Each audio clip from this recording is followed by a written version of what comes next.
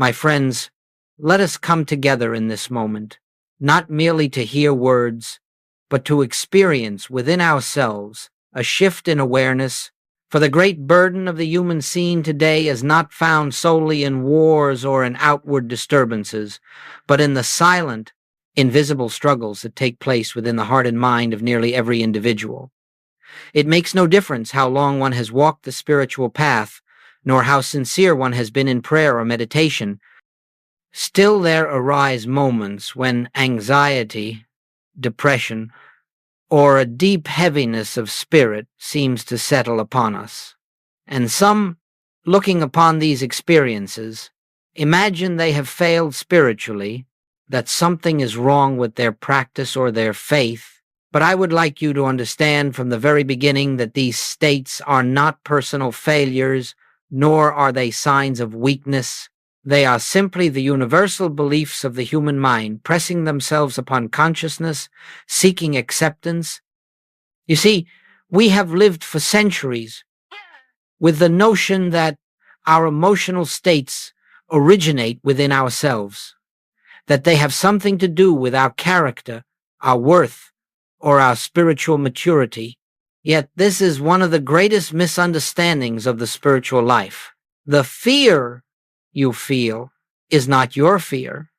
The sadness you experience is not your sadness. These are the impersonal suggestions of the collective human mentality, and the moment you begin to see them in that light, a great weight lifts from your shoulders. For you realize that you are not responsible for what the human thought world presents to you. You are responsible only for your response, whether you accept these suggestions as true or whether you turn quietly inward and recognize the presence of God at the center of your being. Now, let us set the purpose of our time together. We are not here to fight emotion, to overcome it, to conquer it, or to destroy it. We are here to rise above the mental atmosphere in which these conditions appear. We are here to discover that peace is not something we manufacture by effort, but something revealed when we become still enough to sense the kingdom of God already present within us. And as we proceed, I ask you not to struggle with the concepts, nor to try to force any experience, but simply to listen with the inner ear. Let whatever truth is meant for you make itself known, for truth revealed is truth that acts, truth that heals, truth that dissolves the clouds of fear and reveals the light that has never been absent from your being. And so we begin with this assurance. There is a peace already established within you. There is a presence that has never wavered, never faltered, never left you for a single moment. Anxiety may come as a shadow, depression as a passing fog, but neither has the power to touch the divine center of your being. When we learn to rest in that center, even for a moment, the false sense begins to break and the true light begins to shine. Now let us continue. For it is essential that we clear away one of the most persistent misunderstandings on the spiritual path. Many earnest students come to me and say, "Joel, I have meditated, I have prayed, I have studied the truth. Why then do I still feel fear? Why does anxiety arise? Why does the shadow of depression still cross my path?" And my answer has always been the same. Because you are still expecting the human mind to be something it can never be. The human mind, the natural mind, was never endowed with peace. It was never created to be the instrument of spiritual realization. It is merely an avenue through which thoughts pass, some pleasant, some troubling, some inspired, some disturbing. And when you judge your spiritual progress by the condition of the human mind, you are measuring the infinite by the most limited instrument available. You are attempting to gauge the ocean by looking at a single wave. You see, The mistake lies in identifying yourself with the activity of the mind. When a fearful thought arises, you say, I am afraid. When a heavy feeling emerges, you say, I am depressed. But this is not the truth. These experiences occur within the human mentality, but the human mentality is not yourself. You are not the mind. You are the awareness that beholds the mind. And as long as you attempt to purify, strengthen, or perfect the human mind, you will remain entangled in its fluctuations because you have not yet recognized your true identity. Let me say this as plainly as I know how. The spiritual path is not the improvement of the human self, but the discovery of the self that has always been perfect. This is why spiritual people sometimes suffer more acutely than others. They are still trying to use truth as a mental tool, still trying to apply principles to the human mind, still trying to make the mind peaceful, harmonious, or joyful. And yet the mind, by its very nature, is incapable of sustained peace. Peace comes only from the realization of the presence at the center of your being, not from the manipulation of mental states. The human mind says, I must get rid of this fear. But the spiritual consciousness says, this fear is not mine. It is an appearance without substance. The human mind says, why am I still struggling? But the spiritual consciousness says, the struggle belongs to the human sense of life, not to my true being. Do you see? You are not failing. You are awakening. And part of awakening is the recognition that suffering continues only as long as we look to the human mind for comfort or guidance. The moment you turn within, not to improve the mind, but to rise above it, you begin to taste a peace that does not depend on thoughts, emotions, or circumstances. So let us lay aside this burden of self-condemnation. Let us cease measuring our spiritual maturity by the movement of thought or mood. Your spiritual identity has never been touched by anxiety. It has never been dimmed by depression. These are experiences of the outer self, the finite self, the self of appearances, not the self that lives in God. And as God's expression, remember this, your suffering persists only when you try to heal the person you think you are, instead of awakening to the presence you truly are. When this distinction becomes clear, half the battle is won. When it becomes a living realization, the battle disappears entirely. Let us go deeper now, for the next principle is one upon which much of your freedom rests. It may appear simple at first, but if you truly understand it, if it becomes more than a concept, your entire relationship to fear, anxiety, and depression will change. And the principle is this: fear is not personal. It does not belong to you. It never has. Fear is not a quality of your being. Fear is not generated from your soul. Fear is not the activity of your true self. Fear is a suggestion, an impersonal shadow moving across the surface of human consciousness, seeking a host, seeking acceptance, seeking a me to cling to. The tragedy is not that fear exists. The tragedy is that we have been trained to claim it as our own. We say, I am afraid. I feel anxious. I am discouraged. And the moment we attach the pronoun I to the passing suggestion, we give it a reality, a power, and a life it never possessed. Let me remind you of something profound. Anything you can observe cannot be you. If you can witness fear arising, then the fear is not the witness. If you can sense depression moving through the mind, then depression is not the one who senses. If you can feel anxiety tightening in the body, the anxiety is not the one who feels. You, the true I, are the awareness in which these appearances arise and through which they pass. They have no more identity than a gust of wind, no more substance than a shadow cast by a cloud moving across the sun. When you cease to personalize the fear, its power begins to dissolve. When you stop claiming it, it loses its anchor. When you recognize it as impersonal, it cannot lodge itself within you. You might say, Joel, fear feels very real.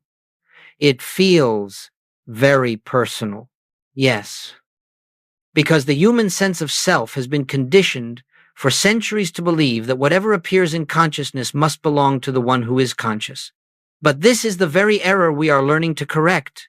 Just as you would not call every image on a movie screen your life, nor should you call every thought or emotion that passes before your mental eyesight yourself. Fear is not personal.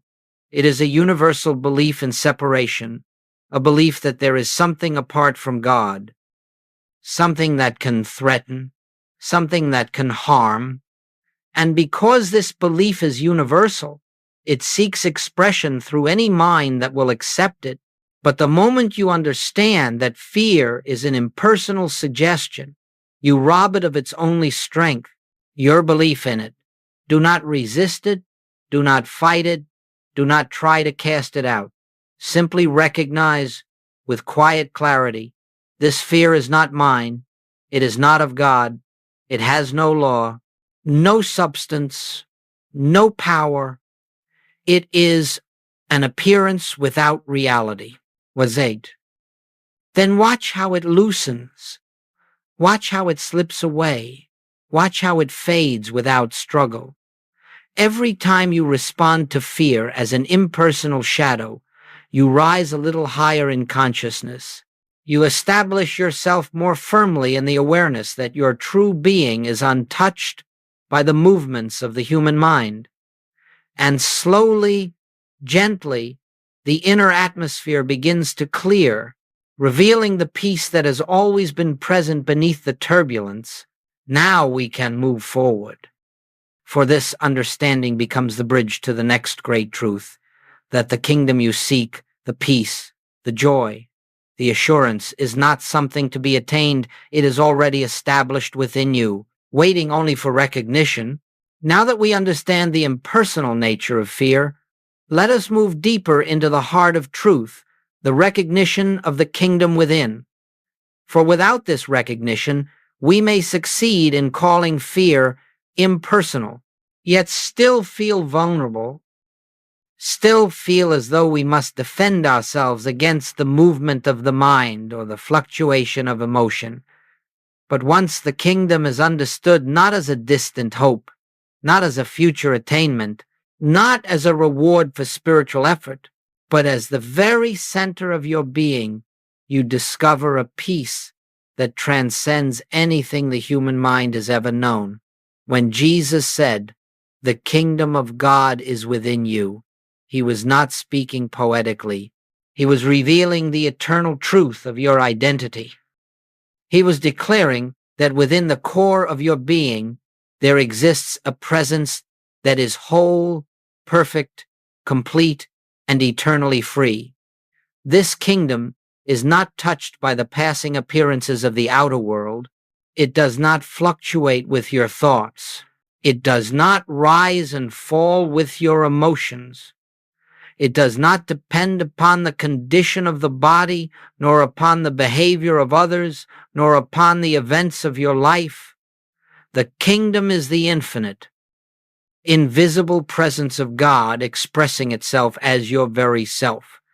And so long as you continue looking outward for peace, seeking it in relationships, in circumstances, in achievements, in the approval of others, you will experience only moments of temporary harmony, followed by the inevitable return of fear or uncertainty. For everything external is unstable, temporary, and subject to change, but the kingdom within is eternal.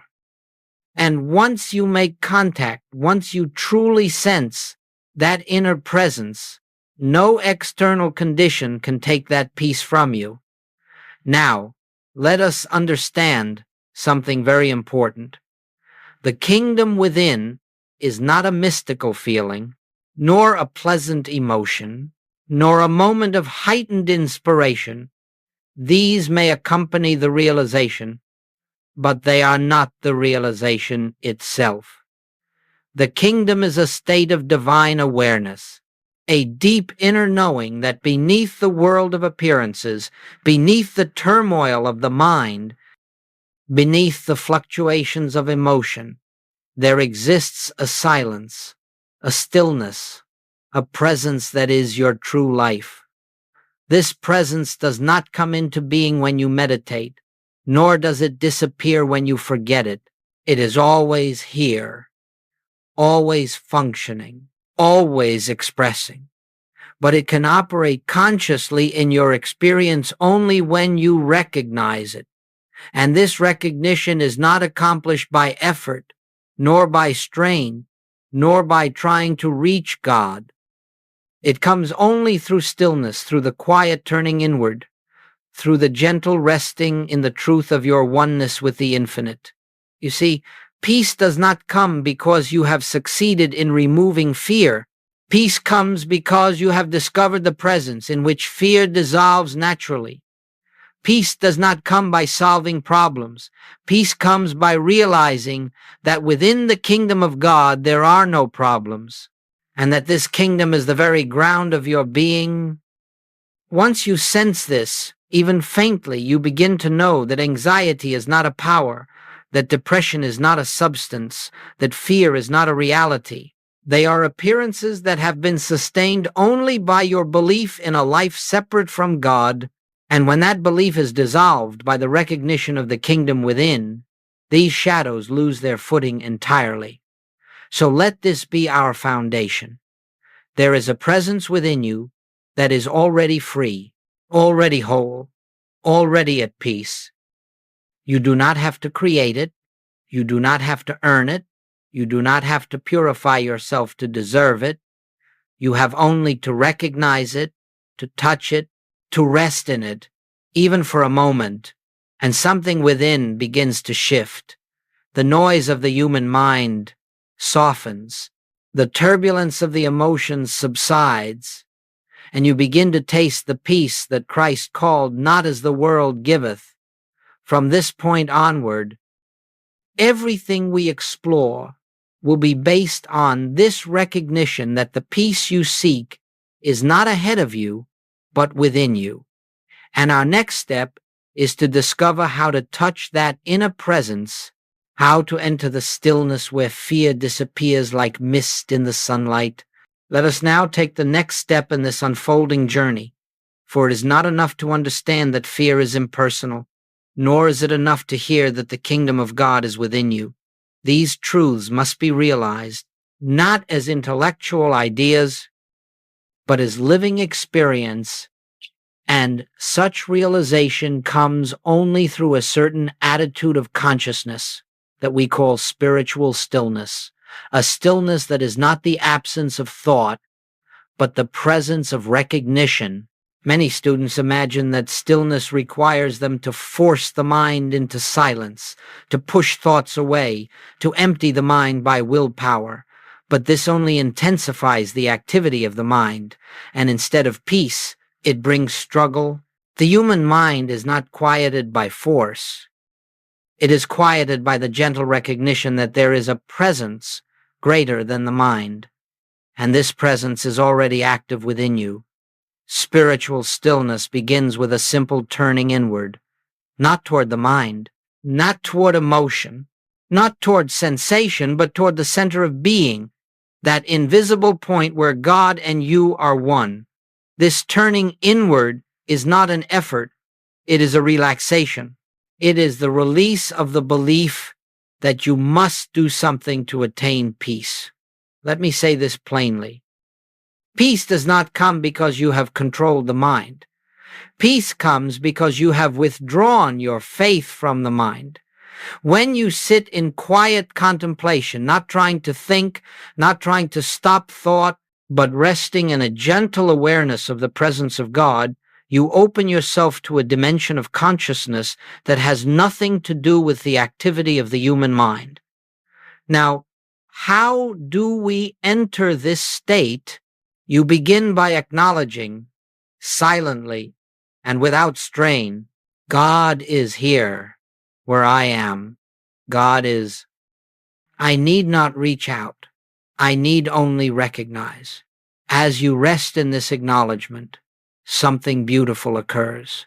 The mind slows, not because you have forced it, but because it senses it is no longer needed to provide safety or guidance. Emotion softens, not because you have battled it, but because you are no longer identifying yourself with it.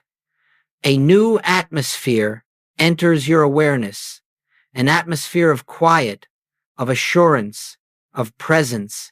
Sometimes you may feel this presence as a warmth, a spaciousness, or a gentle peace.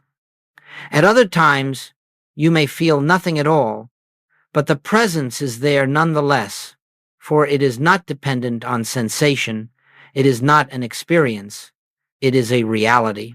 And the more you rest in this recognition, the more you will find yourself able to abide in it, not only in meditation, but in the midst of daily life. Do not be concerned if thoughts continue. Do not be disturbed if emotion arises.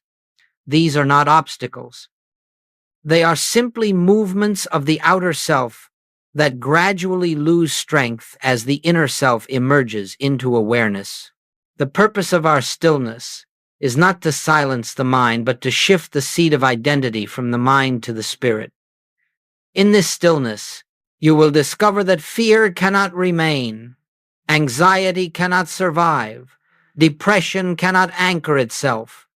For these conditions belong to the human sense of separation, and in stillness, separation dissolves. In stillness, you come into the realization that I and the Father are one, and in that oneness, there is no fear, for there is no other to fear and no lack to grieve. This is the practice. This is the way. Not effort, but recognition. Not striving, but resting in the truth of being. As you cultivate this inner turning day by day, you will find that moments of stillness become longer, deeper, more natural. You begin to sense the presence not only in meditation, but in conversation, in work, in silence, in movement. You realize that God is not an experience to be attained, but a reality to be recognized. And when this realization dawns, you know that the peace you have been seeking was never something to gain, but something to uncover, a peace that has always been the essence of your being. Let us now move into a truth that marks a profound turning point in the spiritual life, a truth that separates those who remain imprisoned in emotional struggle from those who rise above the turbulence of the human condition. And the truth is this: you are not here to fight emotion. You are here to witness truth. As long as you continue battling anxiety, resisting depression, or striving to silence fear, you remain engaged on the level of the very mind that produced these conditions. The moment you wrestle with emotion, you grant it power. The moment you resist fear, you affirm its reality. The moment you attempt to overcome depression, you strengthen its position by accepting it as something that must be conquered. But the spiritual life does not ask you to fight shadows.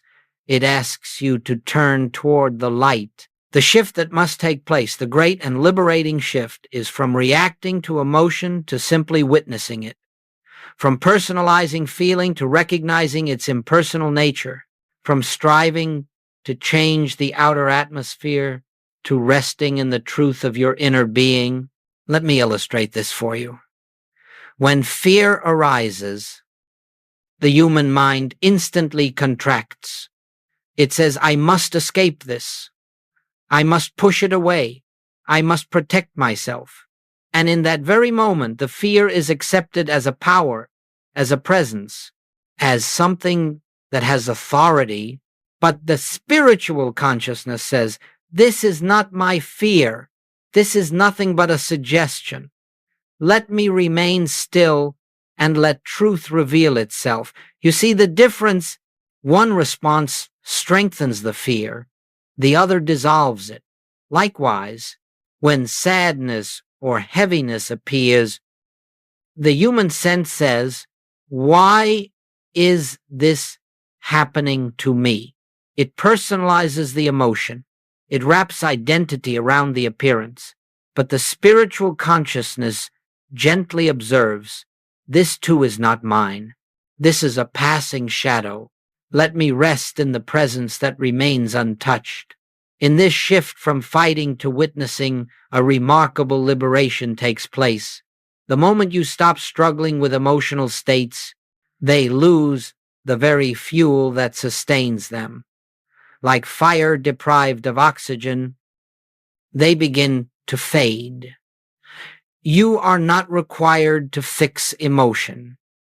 You are not required to manage it. You are not required to improve it. Your only task is to stand still in the truth that your being is spiritual, invisible, indestructible, and eternally one with God.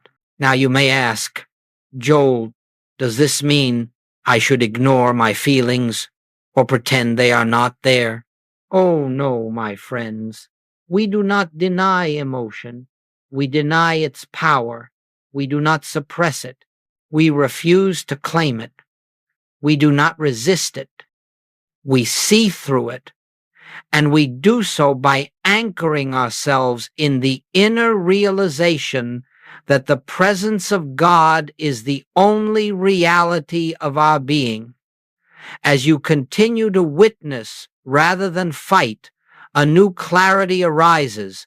You begin to discern that every emotional disturbance is nothing but the mind reacting to an illusion of separation.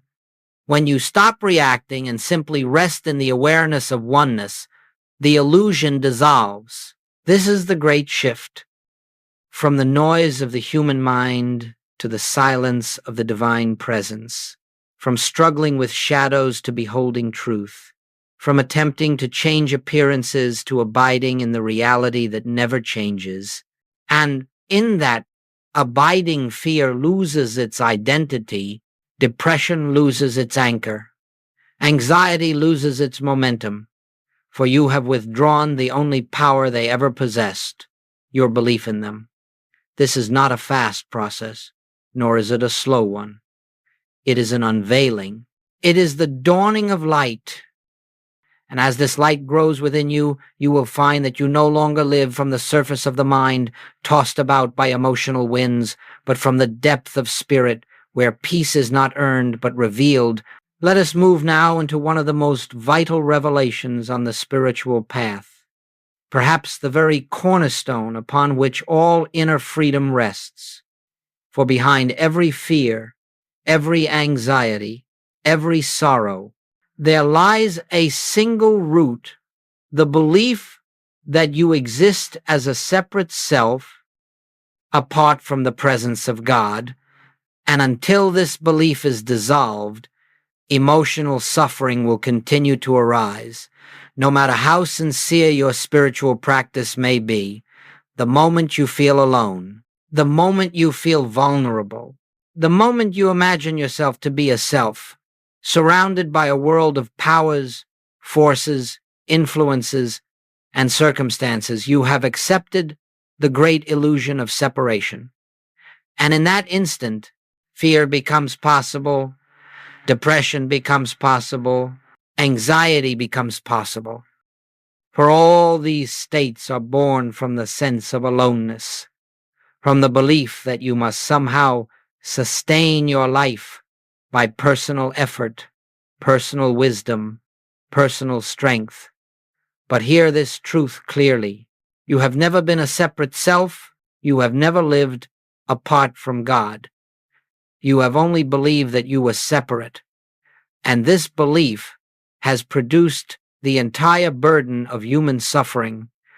When the human mind says, I am afraid, it speaks from the illusion of separateness. It believes it must defend itself. When the mind says, I am discouraged, it believes it stands alone with its burdens. When the mind says, I am overwhelmed, it imagines it is responsible for holding up the weight of life. Yet none of this is true. Behind the human sense of self stands the real self, the I of your being, the Christ consciousness that declares I and the Father are one. This self is not struggling. This self is never anxious. This self does not know depression. This self lives in the eternal light of God's presence and has never for a moment been separate from the infinite. All spiritual healing, all spiritual peace, all spiritual awakening comes from releasing the false identification with the human self and recognizing your identity as the individualized expression of the one divine life. Let us approach this practically. When fear arises, do not say, I am afraid. Instead, turn inward and gently acknowledge, this fear comes to the human sense of self, not to the I that lives in God. When heaviness comes, do not claim it as yours. Simply observe, this sadness seeks acceptance in me, but it has no place in the self that is one with God. When anxiety appears, do not enter into its story. Rest in the quiet, inner knowing. This anxiety is a movement of the collective human psyche, not a statement of my being. Now, you may wonder, Joel, if I am not this human self, then what am I? You are the place where God shines through. You are the awareness in which the infinite reveals itself. You are the being that God lives as, breathes as, expresses as. You are the life of God made visible in individual form. This is not a poetic sentiment. This is the truth of your being. And when this truth becomes more real to you than the shifting conditions of the mind, a great and profound freedom begins to unfold. You discover that every emotional disturbance was tied to a false identity, and that by releasing this false identity, you release the mechanism by which fear can take hold. To help you taste this truth, let us turn inward for a moment. Allow yourself to recognize not as affirmation, but as quiet knowing, right where I seem to be, God is. Right where this emotion appears, the presence stands untouched. I am not separate. I am not alone. I am not divided from my source. Feel the simplicity of that. Feel the relief in that. Feel the spaciousness that opens when you no longer carry the burden of a self that never truly existed. For in this realization, the whole landscape of your experience changes. Fear loses its anchor because there is no separate self to bind. Depression loses its meaning because there is no isolated soul to envelop. Anxiety dissolves because there is no fractured identity to protect. Here, in the recognition of oneness, you stand in the truth of being, and in that truth, all shadows fade. Now, my friends, having come to this recognition of oneness, let us bring this truth into daily living. For spiritual realization must not remain confined to moments of meditation. It must illuminate the small hours of the day, the moments when fear attempts to intrude, when pressure arises, when the human mind becomes stirred, or when the unexpected confronts us. For the spiritual life is not lived merely in silence. It is lived in consciousness, moment by moment. As we abide in the awareness of the kingdom within, let us be very clear. We are not attempting to create a perfect human life. We are not seeking to eliminate all challenges. nor to craft a life of unbroken calm. No, the purpose of this path is to remain so anchored in the presence that challenges, when they come, do not touch the depth of your being. They pass like wind across the surface, while you rest in the stillness beneath. So how do we live from this inner kingdom? We begin with the simplest and most profound practice, the pause. When fear arises, pause. When anxiety tightens the body, pause. When sadness washes over you, pause. And in that pause, turn inward, not with effort, not with the intention to fix anything, but with the gentle remembrance, God is here. This moment is filled with the presence. I need not resist nor react. This pause is not a technique. It is an opening, a doorway through which the kingdom reveals itself. For the moment you pause, you no longer respond from the conditioned mind, you respond from the deeper self. Secondly, as you move through your day, refuse to personalize any emotional state that appears if anxiety arises.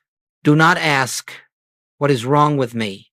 Instead, let the inner awareness speak. This is not my anxiety. This is the old belief in separation knocking at the door. I need not answer. When heaviness appears, do not claim it. When worry stirs, do not identify with it. When tension comes, do not call it mine. In this way, the emotional atmosphere loses its grip because you have withdrawn the agreement that gives it life. Thirdly, allow yourself regular moments, brief, effortless moments of quiet recognition. You may not always have time to sit in meditation, but you always have time to remember, I am not separate. The presence is here. Even a single breath of recognition can shift the tone of an entire hour. Fourth, as you go about your tasks, speaking, working, listening, remind yourself that you are not the one doing these things by personal power. Behind your actions stands the infinite. Behind your words moves the spirit. Behind your thoughts flows a deeper intelligence. As this awareness grows, you discover that burdens lighten, decisions become clearer, and life moves with greater harmony, not because you are controlling it, but because you are no longer attempting to live life as a separate self. Finally, when you face difficulties, and they may come, do not fall into the old habit of panic or self-blame. Simply turn within and rest in the inner assurance.